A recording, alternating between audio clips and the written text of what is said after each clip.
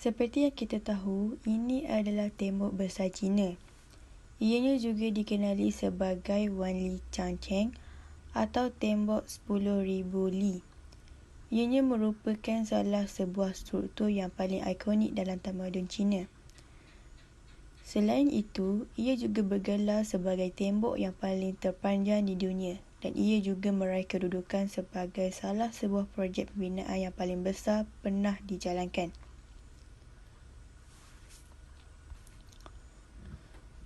Seterusnya, tembok besar Cina bukanlah sebuah tembok yang tunggal.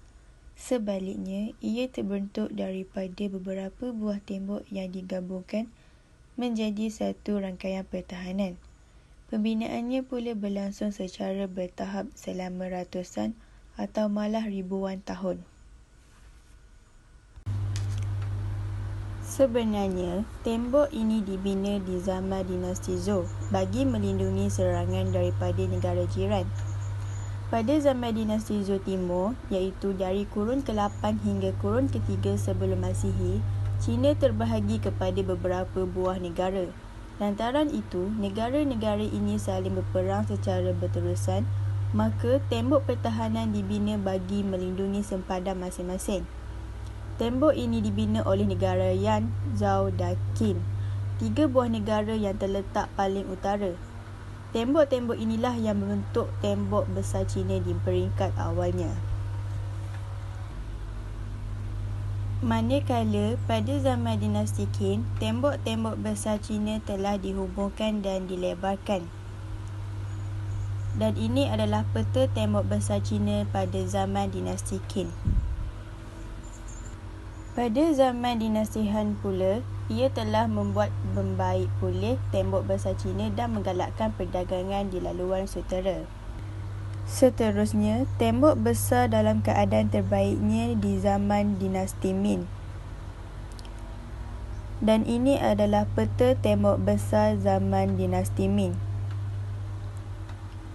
Lantaran itu, walaupun tembok besar Cina berada dalam keadaannya yang paling ampuh di zaman dinasti Ming, ia tetap gagal melindungi mereka daripada serangan Manchu yang menumbuhkan dinasti Qing. Tetapi, tembok besar Cina sekali lagi telah rosak di tangan dinasti Qing. Dan ini adalah peta bahagian-bahagian utama tembok besar Cina yang masih berdiri pada hari ini.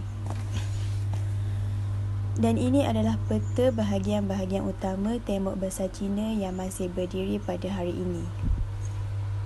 Seterusnya, pakaian tradisional masyarakat Cina.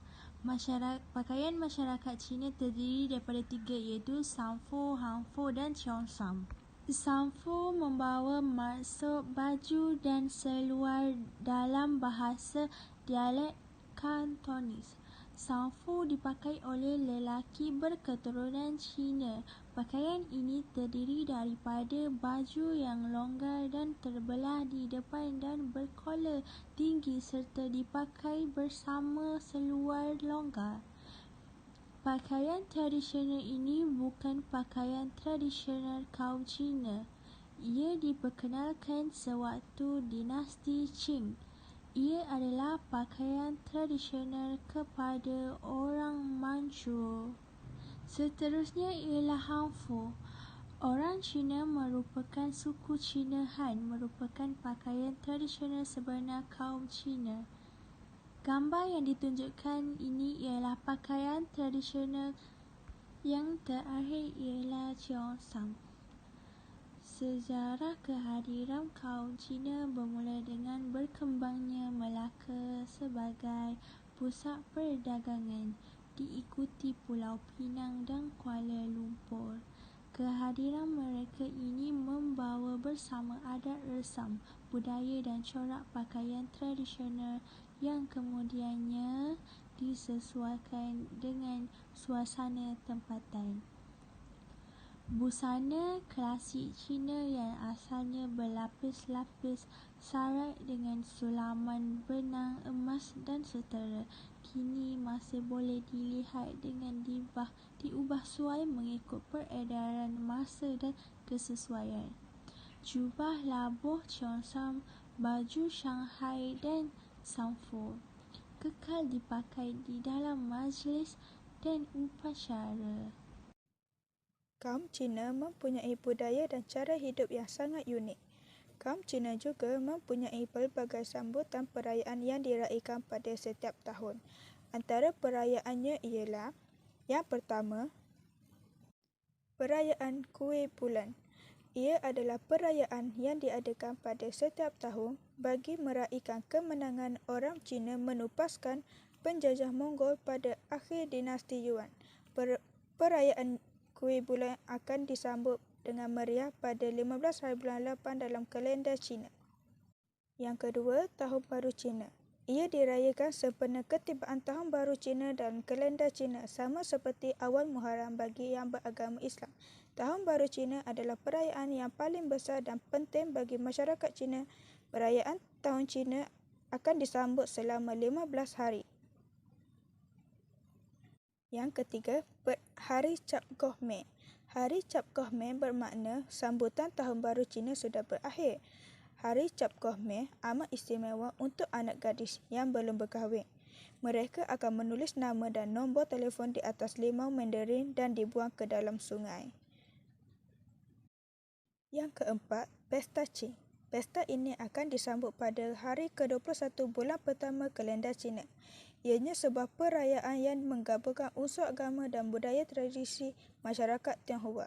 Pesta Qing juga diraikan dengan perarakan kenderaan berhias, persembahan tarian singa dan banyak lagi. Yang kelima, perayaan Qingming. Ia adalah perayaan yang sangat penting bagi masyarakat Cina di mana ia meraihkan bagi mengenang nenek moyang yang telah meninggal. Setiap kali sambut perayaan, sesuatu kaum terdapat pelbagai makanan tradisional disediakan dan ditonjolkan kepada para pelancong. Ia sekaligus dapat memperkenalkan kepelbagaian makanan serta budaya yang terdapat di Malaysia. Okey, terdapat banyak makanan serta kuih tradisional masyarakat Cina. Contohnya seperti yisang. Ini adalah makanan utama bagi masyarakat Cina apabila tiba hari raya mereka.